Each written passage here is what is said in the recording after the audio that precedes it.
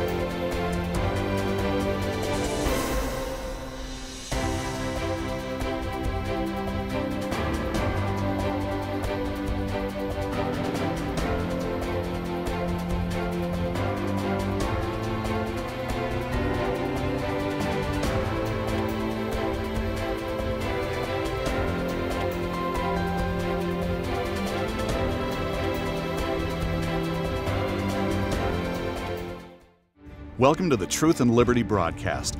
We believe we have a mandate to bring godly change to our nation and the world through the 7 spheres or mountains of influence.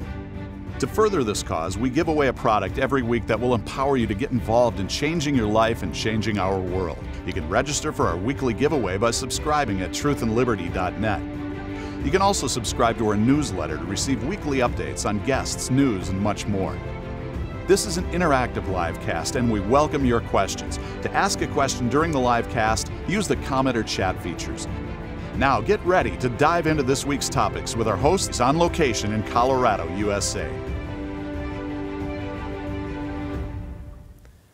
Hello everybody, and welcome to the Truth and Liberty livecast. We're so glad that you're joining us tonight, and I'm really excited about this livecast tonight. With me in the studio tonight is Karen Conrad. Hello. Karen, it's so good to have you back with us. Thank you. It's so good to be here. And our special guest tonight is Tim Goeglein, coming to us from Washington, D.C. Tim is with Focus on the Family, and he's going to have a lot of really important information to share tonight. So we're really thankful and honored that he's joining us, and we're going to give him a proper introduction in just a minute.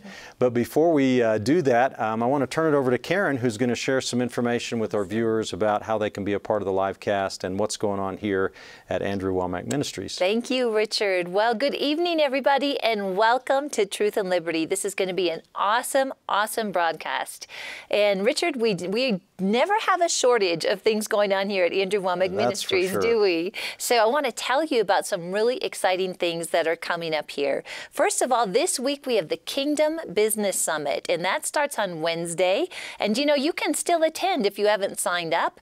You can go to awmi.net, and for the first time, we've had it requested a lot, but for the first time, you can actually watch it via live stream. And we have some very special guests this year. We have Willie Robertson, Dr. Henry Cloud, and of course, Paul Milligan, Andrew, Billy Epperhart, Andy Mason, Lance Wallno, and many more. So if you are interested in learning about business, you want to take part in this.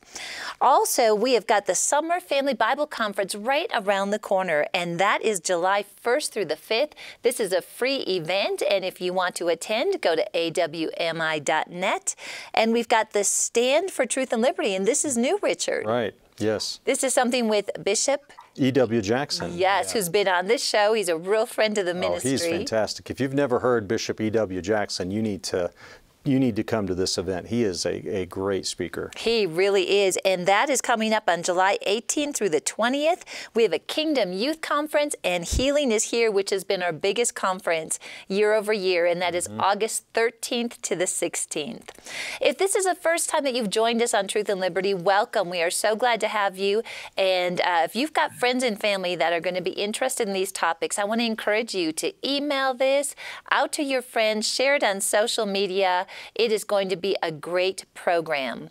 So you can watch us on Facebook, and we have gotten censored once in a while, haven't we, Richard? We have. So we kind of encourage you that if you want to make sure that you watch us uninterrupted, go to truthandliberty.net. And not only are you able to watch this live cast, but we've got all sorts of materials out there that, Richard, you have just been so faithful in building content. So if you haven't seen that website, you definitely want to check it out. One of the things that we do is we have a giveaway every week.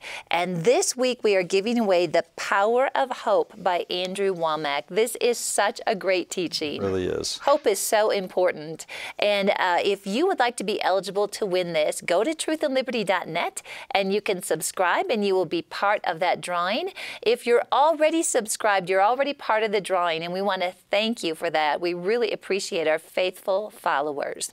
Now, last week we were giving away The War is Over, and we want to congratulate Gary Baker. You have won that book. Andrew signed it, and that will be coming out your direction. We'll get that mailed out to you right away. One of the special things about the Truth and Liberty livecast is that we give you an opportunity to interact with us. We love to hear from you.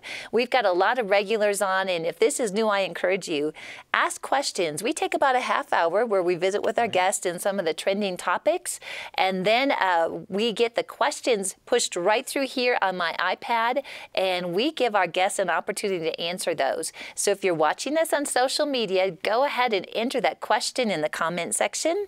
If you're watching on truthandliberty.net or awmi.net, you can put that question into the chat section. And we have a whole team that's standing by, ready to push those questions forward.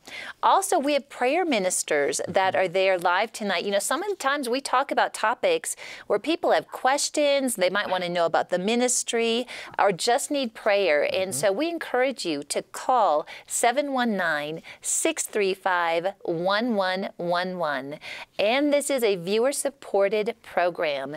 I'll tell you, Richard, you are making such a significant difference really in the world with this program.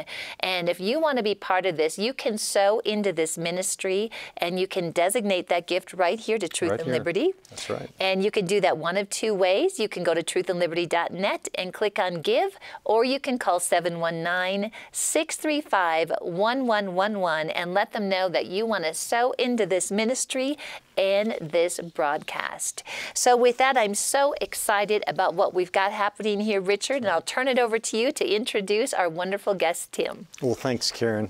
I really appreciate it. Well, Tim, thanks again for joining us tonight. I want to just give you a little bit of an introduction. I don't know that I could do it properly, but Tim, you're the Vice President, if I say this correctly, Vice President of External Relations for Focus on the Family. Is that right? That's right. Excellent. And people may not know this, but you actually served in the George W. Bush White House as the Office of Public Liaison and some other roles, I think. And so we're just so honored to have you tonight. I know you've had a long, distinguished career, you know, serving our country in the public sphere. And I want to tell everybody that I met Tim in just a couple months ago when I was at David Barton's Congressional Pastors Briefing that he does 2 or 3 times a year, I think, in Washington. And what a great speaker. So we're just thrilled to have you tonight. Well, it's a real honor and pleasure to be here. I've learned a lot about truth and liberty. And I'll have to say that in the 62 square miles that is Washington, D.C., it's never been a better time for truth and liberty here. Man. It is a very remarkable chapter and time in American history in which we find ourselves. And for those of us who are men and women of faith in the public square, who see our vocation as time in the public square, who believe that engagement is more important than ever on the part of all of us, it's refreshing to learn about a ministry that's not about despair, not about discouragement, that really realizes that despair and discouragement is a kind of sin because it negates the hope of Jesus Christ. And the beautiful thing is that in the entire history of the United States, faith and public life, faith and public engagement have always gone together. And so I think it's very exciting that you are encouraging all the people who are watching and listening to become more engaged than ever, because given where we find ourselves at this time in American history and in the public square, we need Christians who are confidently and steadfastly speaking into the public square, working here and making a difference. It really matters. Wow, that's just fantastic. You just encapsulated, I think, what we're all about here at Truth and Liberty. That's really great, Tim. Well, you know, it's interesting. You're in Washington tonight, but you work on behalf of Focus on the Family, which is actually sort of a neighbor of ours. We're here in Woodland Park, Colorado, and Focus has its headquarters, of course, in Colorado Springs. And I'd like to just ask you if you could share a little bit about what you do for Focus on the Family. I'd be pleased to. And taking a step back, sort of in the way that you were kind enough to introduce me, I came to Washington initially as an intern in the U.S. Senate for Dan Quayle, who in those years was one of the youngest senators. He was a new senator from Indiana. And I served another internship with Dan Coates, who at the time was an even more obscure Dan from Indiana. The Senate, Dan Coates in the House of Representatives. Out of near obscurity, George H.W. Bush plucked Dan Quayle out of the Senate to be his vice president, Dan Coates went from the House to the Senate. And Dan Coates remembered me as an intern. He asked me to come on his staff.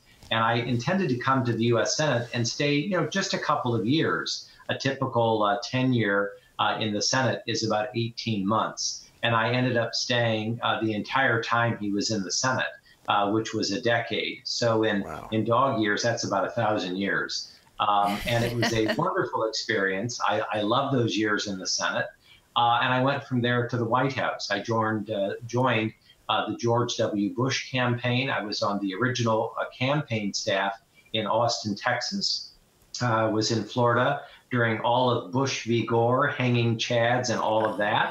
Wow. And then I was offered, by God's grace, a special assistant to be a special assistant to the president, a commissioned officer to the president of the United States. And I was in the White House for nearly 8 years, as you said, Richard, as the Deputy Director of Public Liaison. And to translate that, that means that I was President Bush's principal point man for all the communities of faith, for all of my fellow conservatives, for the veterans, the think tanks, the public policy groups, a number of the major cultural institutions in the country. And I absolutely loved what I did. I had the highest highs, I had the lowest lows, the highest highs because of God's grace, the lowest lows because of my own, sin and mistakes. But it was a remarkable nearly 8 years with George W. Bush.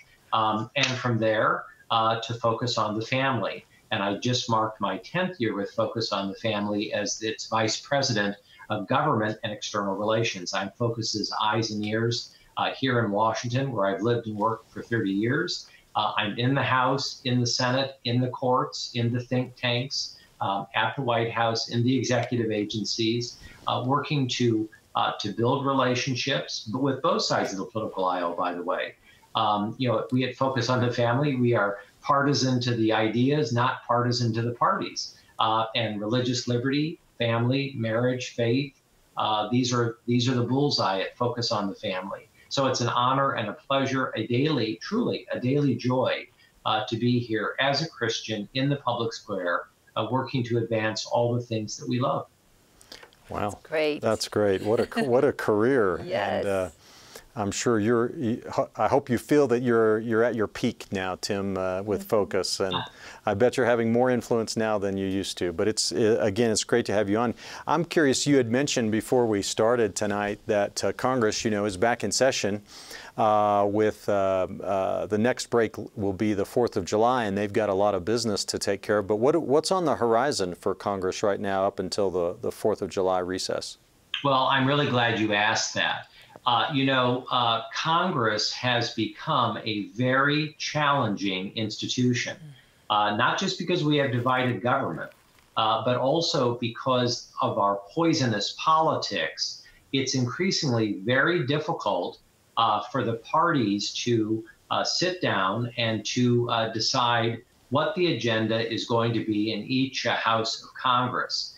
Now, it's important that we say, Richard, that it's not that there have not always been divisions, because there have always been divisions, from the beginning of the country, and divisions on very big things, I might add.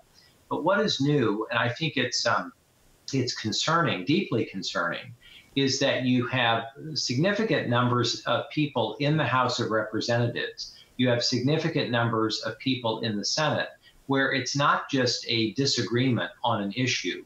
It often becomes uncivil. It often is as if the person on the other side of the political aisle, is not a person of the other party, but a fellow American, but someone who you can't build any kind of relationship with. This begins in the subcommittee levels, in the committee levels. It often spills over into the House and the Senate leadership. I think that dramatically we saw this during the nomination and confirmation process of Brett Kavanaugh. Yes. Someone could say, well, that was an anomaly. That was a Supreme Court nomination. But the truth of the matter is that in the entire history of our remarkable country, the overwhelming majority of Supreme Court or federal court nominations, for that matter, have never been that poisonous and that toxic. Yes, there have been differences. Yes, there have been major differences in the past, but rarely in American history have those kind of differences rooted in such personal difficulties, spun almost out of control. And I think that this is a template for so much of how Congress is working or not working. And so one of the things that I think that people should take a look at leading up to the 4th of July recess is a major debate that's going on the so-called Equality Act. This is an act that seeks to raise the LGBTQ agenda and to equate it with the civil rights movement of the 1960s. And the goal is to change federal law so that race and sexual orientation and gender identity, for purposes of federal law, are essentially all the same thing. And there are a lot of us who believe that that's not a good decision. We believe that if you codify those kind of changes and you equate them with race, what you are ultimately doing is you are potentially getting directly in the way of our constitutionally protected religious liberty. And so I think that this is, and I could use other examples, but I think this is just one area, and it's a major area where these differences in the House and in the Senate are truly major and ones to watch. Absolutely. Well, we've been talking about the Equality Act for a while here on Truth and Liberty. In fact, our latest blog addresses the Equality Act. But Tim, maybe you could share with the viewers a little bit about what exactly it would require, what it would prohibit, how it would impact, us in the exercise of our religious beliefs. Sure. Well, and I'll keep it very brief because I know that you have discussed this, and I'm happy to answer any questions about it as well. And I say that because this kind of legislation, as you might imagine, very quickly becomes very complex. But for purposes of our discussion, it essentially takes the full weight and power of the federal government. And when you elevate the LGBTQ agenda and you conflate it with race, that is to say, that you make race and sexual orientation or sexual identity, etc. When you make them equal in the federal law in that regard, what you do is you put up all kinds of roadblocks to our constitutionally protected religious liberty and conscience rights. As examples, you would flood federal law into schools, which should be a local and state issue. And you allow the federal government to essentially say to local school districts, this is what you must do. This is what you must teach. This is a part of the new curriculum. This kind of transformative uber power of the federal government very quickly goes out of control. It essentially says, if you are a man or woman of faith and you happen to have a faith-based, deeply held moral and religious principle, whether it's regarding education or healthcare or transportation or business or law, I mean, the possibilities, Karen and Richard, are really endless and breathless, I might say. If you take the full weight of the federal government and you say to all of these sectors that regardless of your religious liberty or rights of conscience, this is how the federal government is going to implement this new policy, you potentially and almost immediately put churches, parochial and sectarian schools, religious hospitals. I really could go on all evening. Any part of America's civil society that involves the intersection of your profession or education or way of life or business, where that intersects with faith, all of these issues for purposes of the so-called Equality Act immediately take religious liberty and conscience rights and make them inferior to other rights. And this is conflated with the whole history of America. The whole history of America is the constitutionally protected right of equality before the law. No one gets special rights. Everyone is equal before the law. And when you start carving out special rights for some people, you immediately have a country that is not the United States of America. And I think that the sheer scope and the sheer weight of the Equality Act is merely one example where our religious liberty and conscience rights will immediately be contested. And so I think that this is and I really do mean this, a potentially very dangerous piece of legislation. Do you know, I understand that in some states they are introducing bills like in Minnesota where Christian schools are actually facing being forced to teach this agenda. And I think the wake-up call for us as Christians is we used to be able to say, well, I'll send my child to a Christian school and I'll know that they'll be taught things in line with the Bible and I won't put them in a situation where they have to have this curriculum. But there's legislation being introduced that will force even Christian schools to teach the children this curriculum. Is that part of the Equality Act? It's very interesting, and that's a great question, Karen. You know, one of the largest federal executive agencies is the Department of Education, and the Department of Education is not listed in the Constitution. It's not even a very old, executive cabinet agency. The Department of Education was essentially created in the 1970s by President Jimmy Carter. And for many years, the full weight of the federal government's involvement in education was viewed very warily by Americans. From even before we had a country, education was always and roundly viewed as a local, regional, and state issue, decidedly not a federal issue. But if, for purposes of the Equality Act, you begin to take the LGBTQ agenda and you begin to filter it through federal education policy, what you find very quickly is that the concept of local and state and regional education essentially immediately becomes federalized. And what happens next is that you potentially have superintendents, principals, teachers, administrators who are told that because of this new legislation, there are all kinds of new rules and regulations that will have to be implemented in our schools. And it's a way, frankly, of transforming our country without the people at the local level having the last say and the first say over the quality and the nature of education. And I want to pause here for just a moment because I know we're talking about the federal government and we're talking about a very intrusive potential, and I might even say unconstitutional law. But for so long, I believe as a conservative, that conservatives have not paid enough attention, of all things, to the composition of local school boards. You know, Christian schools are the absolute, one of the pinnacles of America. Our Christian colleges, our Christian universities, parochial, sectarian, Christian, faith-based schools, absolutely terrific. But the overwhelming majority of American Christians and people of faith do not have their children in Christian schools or colleges or universities. They are actually in public schools. And so it's more important than ever that Christians not just vote. That's the first duty of Christian citizenship.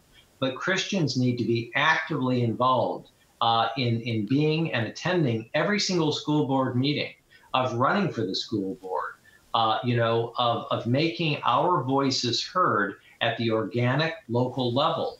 And if you take that and you put on top of it something like the Equality Act, what you end up with at some remove is a gargantuan federal government rooted in Washington, D.C., imposing its worldview on all of the school districts in the country. We already see this far apart from the Equality Act. So how the Equality Act gets us closer to true human equality, or certainly to the constitutionally protected religious liberty rights, is increasingly a mystery.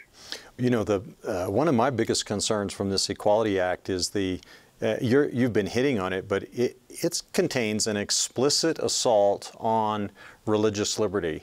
In fact, I think it says, and correct me if I'm wrong, but there was an act that was passed by Congress back in, I think it was '93, called the Religious Freedom Restoration Act, RFRA. Yes, indeed. And in fact, I was honored to be involved in that with U.S. Senator Dan Coates of Indiana, now our Director of National Intelligence, when he was in the Senate, and when he helped draft that legislation. Oh, fantastic. Well, this Equality Act specifically says that RFRA does not apply to religiously motivated discrimination that's on the basis of sexual orientation. So here we have the Congress of the United States saying that an ancient doctrine of the Christian faith, sexual morality, is now not a matter of religious expression, but it's a discriminatory act.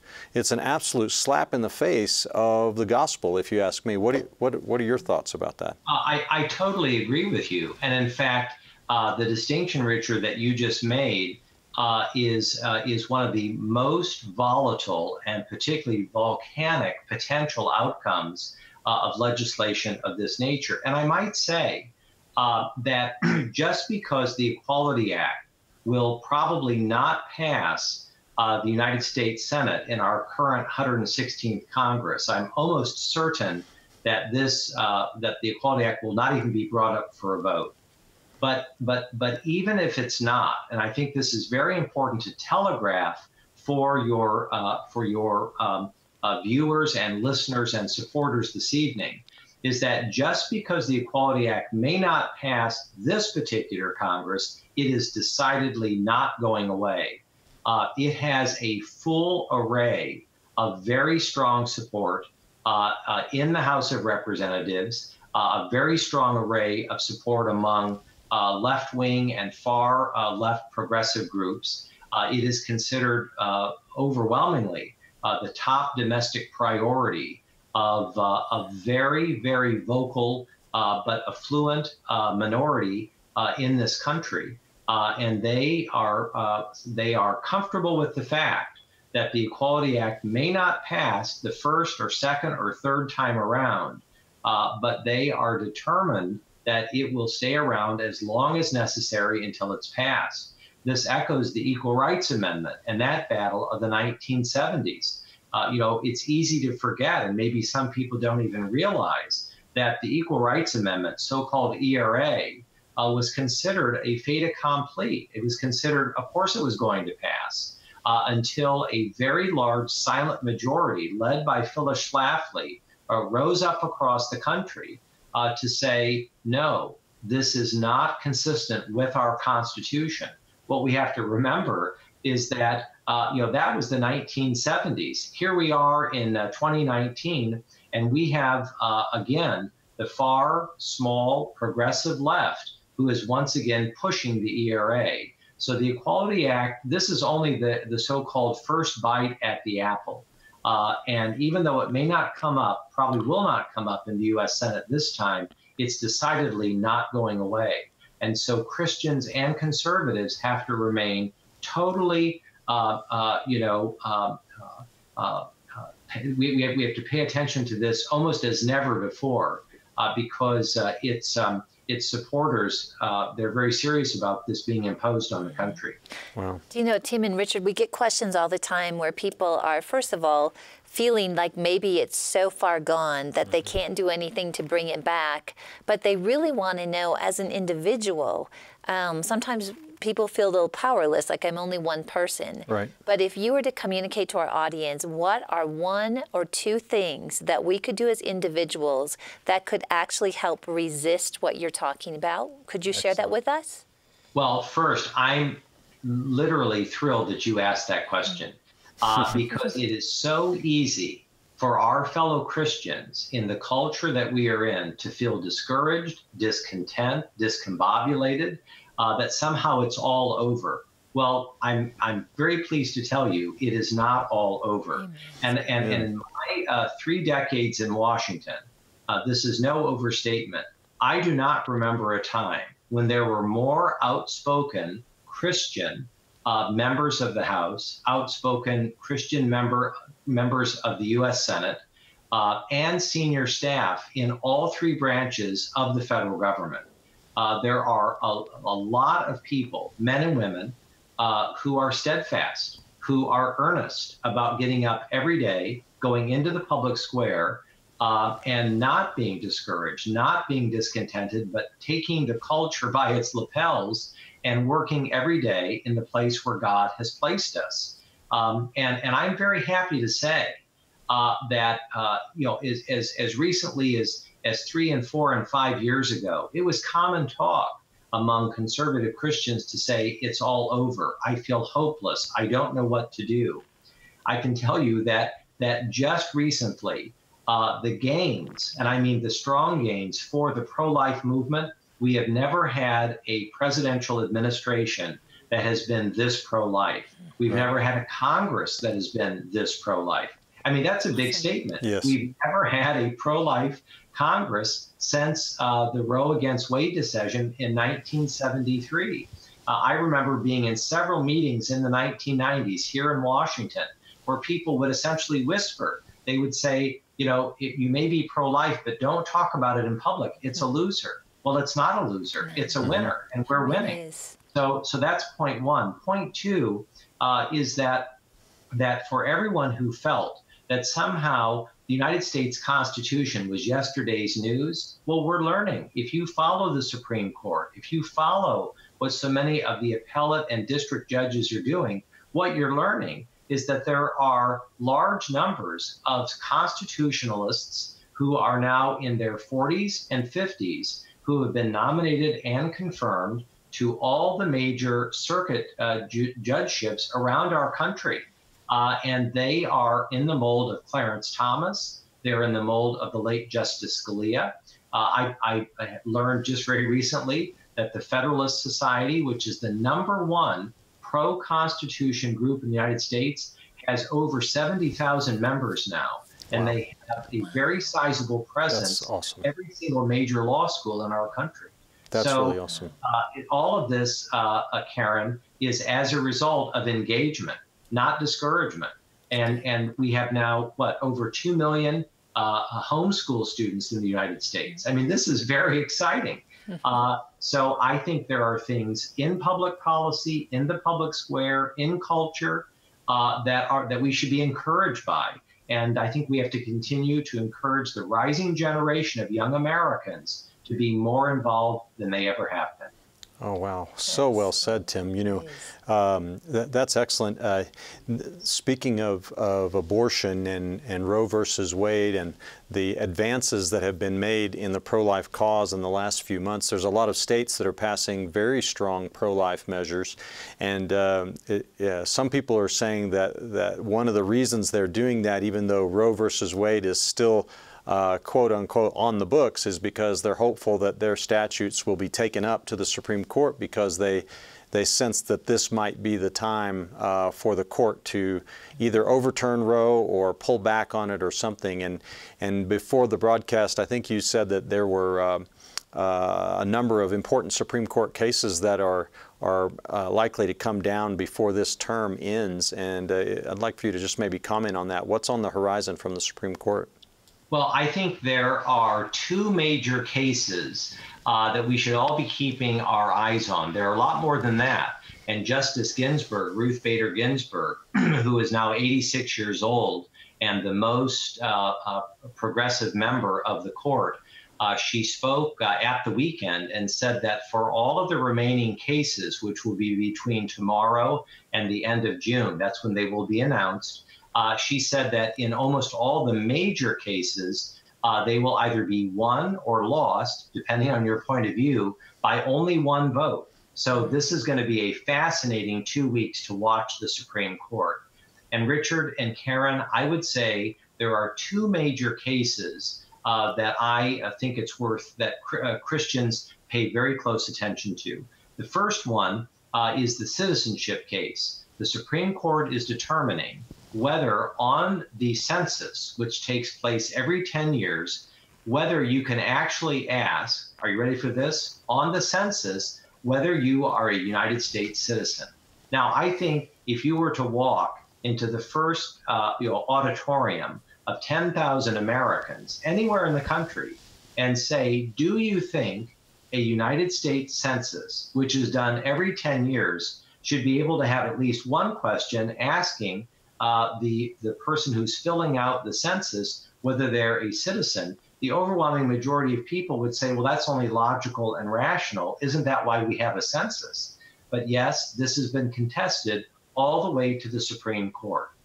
So we're going to find out, probably by not more than one vote, as per Justice Ginsburg's heads up, we're going to find out whether the court will say whether the federal government in the next census can ask the recipient whether they are a citizen of the United States. I feel confident that the court will say that, yes, you should be able to ask that question. Tim, why is that case important? It's important for a lot of reasons. The biggest reason is the following, that every 10 years, according to the census data, it is the way that federal funding and taxpayer money, hard-earned taxpayer money, is allocated in all 50 states and across all of the congressional districts. So that's just one reason. There are a host of other reasons having to do with how congressional districts are selected. They're determined on how a state loses or gains congressional seats. I mean, what's riding on a citizenship question, Richard, is actually quite enormous. So it's very important, above all, the number one thing, and this is, I think, when you rise to 50,000 feet and look down upon the census, you have to realize that the number one goal of any census should be what? To have the most accurate count of how many souls comprise the citizenry of the United States of America. Yeah. And if people are not saying on a census form whether they're citizens or not, then it's left to otherwise fairly smart demographers to make a guess. That's not good enough. We're the United States of America. Everybody who is here should have to be compelled by federal law to answer honestly whether you're a citizen. And in a time we have a porous southern border and a porous northern border, I think it's very important for purposes of sovereignty that we know the answer to that very basic question.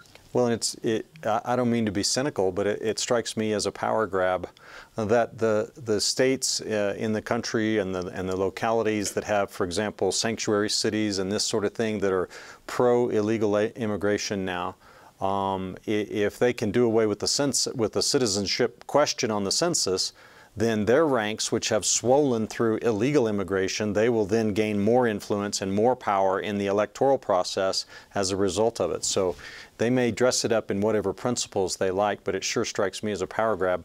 How do you look at it?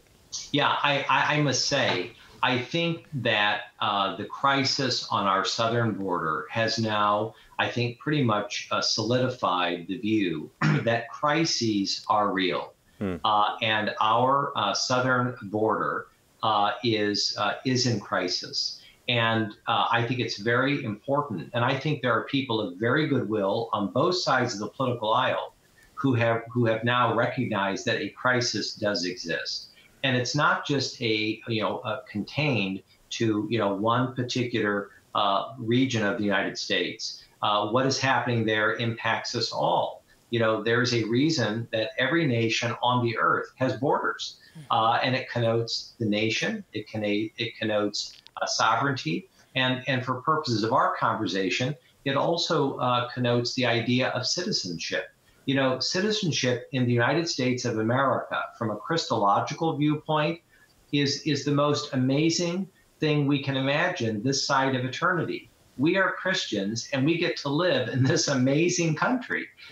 Citizenship really matters. It is a daily blessing. It's a treasure to be able to call ourselves, Americans. And it really matters that we have an accurate count in that regard. I might say as well that there is a second Supreme Court case that it's very important in my view, since you've asked, that people of faith follow. And this is the Bladensburg Cross case. This is a very elemental case for American jurisprudence. We have a 40-foot cross which is in Prince George's County, Maryland, probably not more than 15 miles from where I'm sitting. Prince George's County is one of the 5 contiguous counties to Washington, D.C. There are 3 of them in Maryland and 2 in Northern Virginia. And in the 1920s, this 40-foot cross had upon it the names of all of the men from Prince George's County who sacrificed their lives for our freedom and our peace and our security in World War I. They were some of the greatest sons in the history of Prince George's County. There are names of Christians, there are names of Jews on that cross. There are names of African Americans and of whites. It's not a cross that you would put inside necessarily of a church or another place. It was meant to be a public monument, a public memorial. And in the 1960s, Prince George's County ceded part of that land where the cross is on the site of 2 large highways to a governmental entity in Maryland. Well, as you might imagine, there were groups, very small minority, by the way, but groups saying, wait a minute, you can't conflate church and state. How can a cross of any kind be on public ground?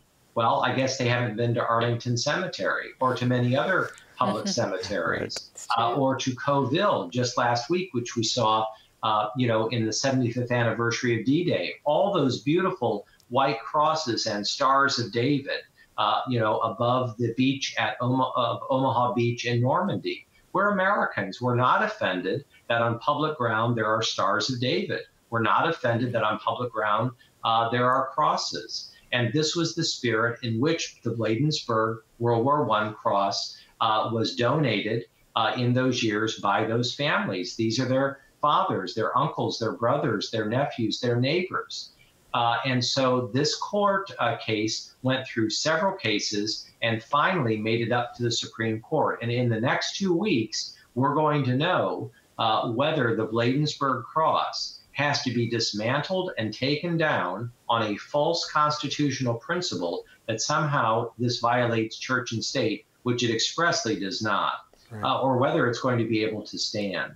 That's great. I was honored to be in the courtroom for that case, and I believe that we will be victorious.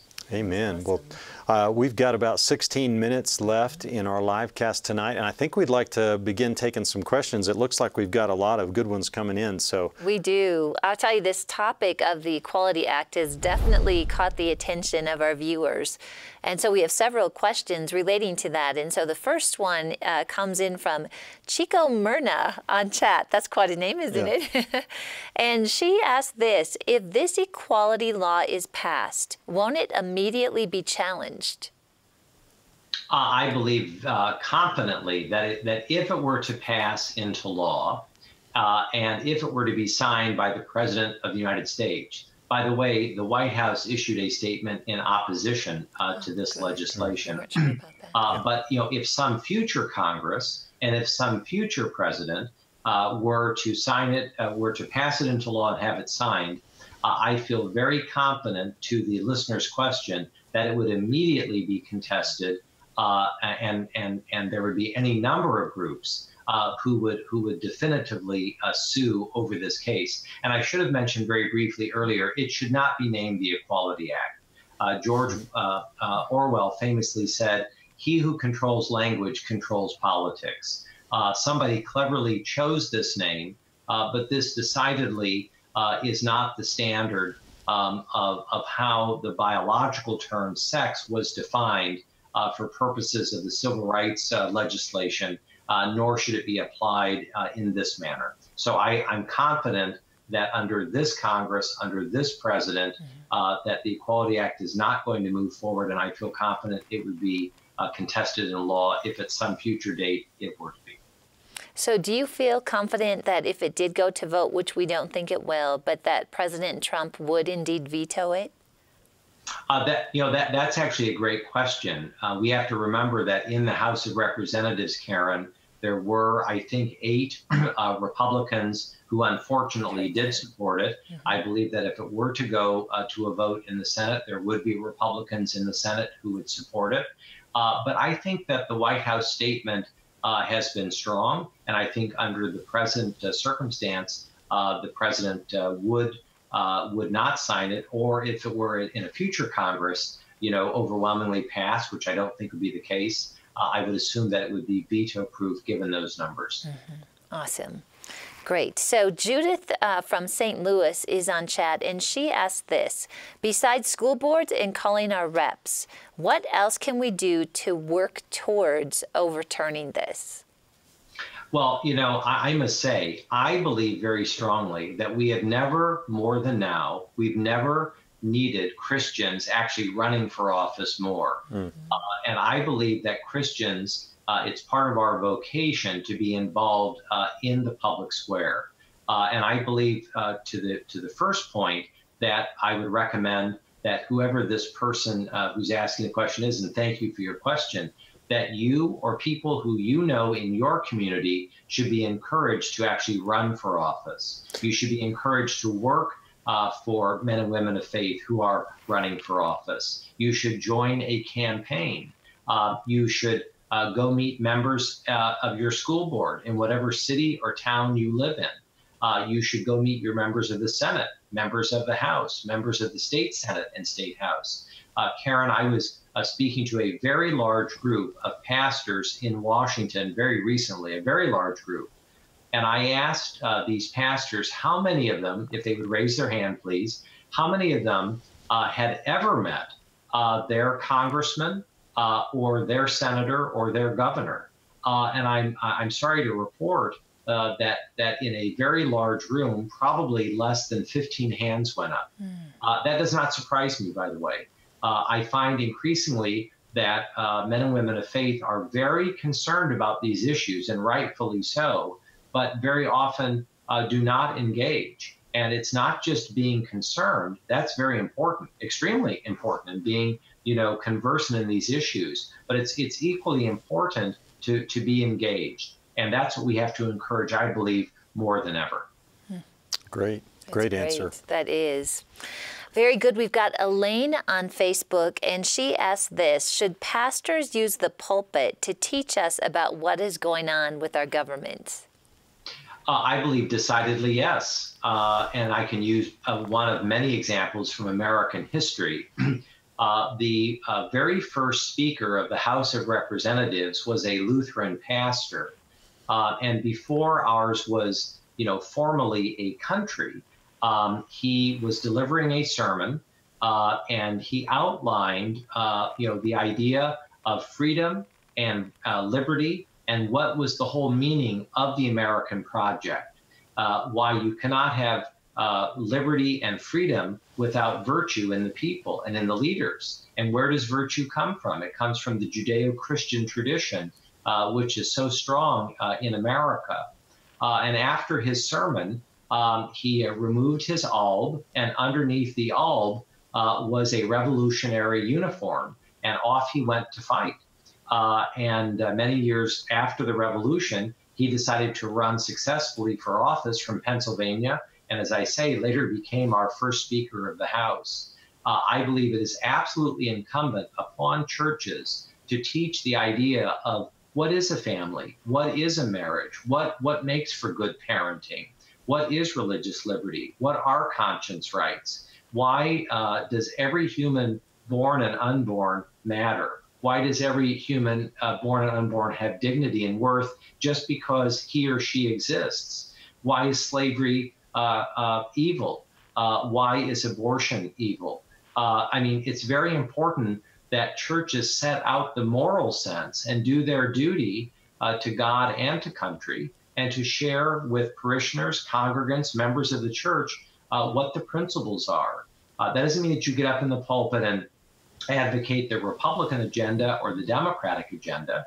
I think that most people in church want to learn about biblical principles. They want to learn about the biblical experience. They want to be encouraged by the great people of the Bible, of Esther, who was mentioned earlier. You know, St. Paul, I would, if I didn't mention this, I would be honor bound to do so. St. Paul, the great St. Paul, the singular St. Paul, one of the greatest theologians of world history, was actively engaged as a Roman citizen. You can't, finish the book of Acts, one of the greatest books in the entire Bible, without being fully inspired by what his Roman citizenship meant to him and his engagement with the judges, with the emperor, and with the kings. This is very important all the way to Rome. It's quite possible that St. Paul not only got all the way to Rome on the question of citizenship, we know he got there, but it's probable that he had, met the emperor of the Roman Empire. So yes, I think we have great biblical models about how we are to be engaged at every level in public policy. You know, Tim, if I could just pile on a little bit, Bill Federer, who's been our guest on Truth and Liberty a couple times and teaches in the Practical Government School here, he has a book, and it's called Who is the King in America and Who Are His Counselors? And it's an intriguing title. The answer to the question, not to spoil the book for you, but the answer is the king in America are the people. We are the king. We are the ones that have the power, but every king has counselors. How are the people who are the king to know how to rule? How are we to know how to make decisions and elect right kind of rulers without a counselor? And the counselors are the pastors.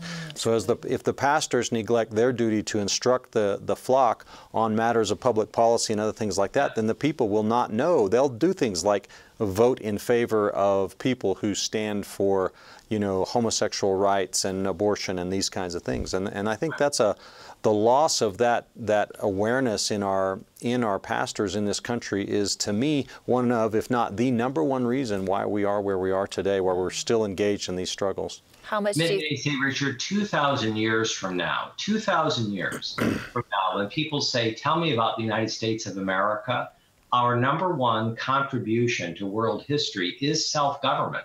The entire American experience is built on this idea that to your point, that the people are sovereign. That is the whole project in America.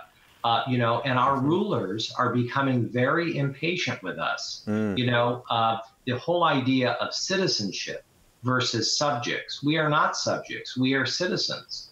We don't have monarchs and kings. Our congressmen, our representatives, our president, etc., they serve because we have placed them there. So the whole idea of what constitutes citizenship, sovereignty, and the constitutional principle of self-law, of self-government, this is what it's all about. No man is above the law. This is absolutely brilliant. This is the genius of America. It's the genius of our founding. Well, amen to that. Do you know, with your comment on the churches and having pastors and things back down, do you think that pastors are backing down because mainly the Johnson Amendment, or do you think it's because people don't want to offend anybody and maybe grow their churches? What do you think? Yeah, I'll tell you. I think there are some pastors, there are some priests who are very reluctant, to talk about many of the issues that we've discussed tonight. There are many pastors and priests who I think are more bold. I really do believe that that some people are more timid and some people are less timid. And I think that that's probably true for many vocations in America. There are people like Jack Phillips, the owner of a bakery in Colorado, who yet again is being sued as of today. But this is a man who is a remarkable brother in Christ. He is so courageous. He is, virtuous. He is what we all, want in American business. And I think actually his boldness is very often more to be supported and more remarkable than many of the major Fortune 500 business leaders. So I take great heart, and I've learned a lot from Jack Phillips. And I think in every vocation and every profession, there are some leaders, men and women, who see their vocation as being strong and being courageous. And I think there are others who, put their finger in the wind and say, gosh, I wonder which way public opinion is going today. But I think what we've learned is that we all inherit a lot of things from our parents. But you know, in everybody's DNA is not virtue, is not integrity, is not in character. You know, those are things that come from Scripture, and they're things that are not inherited. They're made and they're earned. And I think we have to realize that in the rising generation of young Americans, that they may be half of our population, but they're the entire future. And it's very important that we instill in our young people the virtue, the integrity, the character that we've been discussing on this great program. Yeah, absolutely. Well, you know, I think a lot of pastors do hesitate to engage in the public arena for the reasons you've articulated. Also, maybe because they don't particularly feel confident themselves to address the issues, you know, and they don't want to say things that are incorrect and that kind of thing. And you know, that's perfectly understandable to a degree, but on the other hand, it's their calling to become informed, and their calling to get equipped so that they can equip the flock. You know, we've got some resources on our website. One of the things is a survey that George Barna did showing that the average person in the pew, they want their pastors to talk about these things. They want them to talk about pro-life, about you know, immigration, about civic duty, and all these sorts of things. And so I think most pastors would be very surprised. And folks who are watching tonight, you know, that's available under the resources on our website. I encourage you to check that out, and maybe even share that link with your pastor. Yes. And let him know, you know, that the people are actually behind him. Yes. And the other thing you can do is call your senator and encourage him to, you know, that you're against the Johnson Amendment as well. Yes. That thing definitely needs to go. You know, I might say, and I'm an inveterate, you know, optimist. I really am. It shows. I have to tell you, we at Focus on the Family had an idea. The idea was that we had to find a way, gracefully, magnanimously, diplomatically, but unapologetically, to address the defense of infanticide on the part of the governor of New York, Andrew Cuomo, and the governor of the Commonwealth of Virginia, Ralph Northam. And so what we decided to do is we decided to have a 1-hour program in Times Square, the most popular, the most public, you know, public space in all of America. And our goal on one afternoon was to show a third trimester ultrasound. We wanted to show a 4D image of a baby, because those governors obviously are very confused about what a baby is. So we decided to show them and all of America what a baby is. And we organized something called Alive from New York. And we had That's great. 4 large staging areas in Times Square. We had to work very hard to get all the permits, but they were all granted to us. Tim, I don't want to, I'm so sorry to interrupt you. We just only have 1 minute left, so I'm sorry about that. We did have Abby Johnson on a few weeks ago, and she talked about that experience, and it was really remarkable. And I encourage our viewers to check out her live cast here with Truth and Liberty in our archives. But thank God for Focus on the Family. Yes. I mean, for the work that you guys are doing, for what you're doing, your steadfastness day in and day out to fight for righteousness in the public square. And I just want to say, you know, I'm sorry again to have to cut you off. We've got we have a hard stop for our, because this gets picked up and rebroadcast on TV. But what an honor and a blessing it's been to have you with us tonight, Tim. And look forward to seeing you again soon. And to everyone who's watching tonight, thanks for tuning in. You can catch us again next Monday night at 8 p.m. Eastern Time, 6 p.m. Mountain. And Lance Wall now will be our guest. So we look forward to having you next week on the Truth and Liberty livecast. Join us next time for the Truth and Liberty broadcast. Find tonight's episode and related articles and links at truthandliberty.net. Truth and Liberty is viewer supported. If you'd like to help us continue our live casts, you can make a donation at truthandliberty.net or by calling our phone center at 719-635-1111. Our prayer ministers are there to help you with your donations and to pray with you.